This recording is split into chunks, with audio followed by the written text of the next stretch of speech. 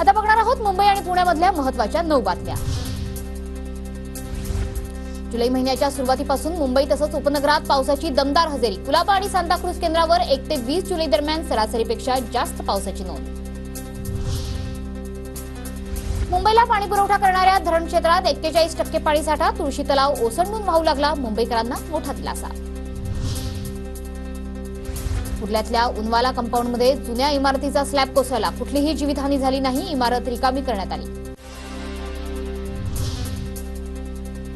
वेळेवर खड्डे न बुजवल्यानं 13 अभियंत्यांना पालिकेची नोटीस। विक्रोळी जोडमार्ग भांडूप नाहूर खड्ड्यांप्रकरणी ही नोटीस देण्यात आली।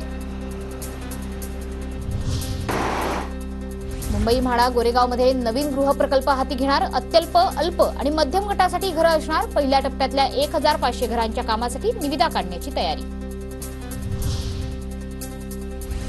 मेट्रो प्रकल्पासाठी 5000 कोटींपैकी उर्वरित 2500 कोटी एमएमआरडीएला देणं शक्य नसल्याची मुंबई महापालिकेची भूमिका। महापालिकेकडील 5000 कोटी एमएमआरडीएचे असल्याचं वादानंतर स्पष्टीकरण।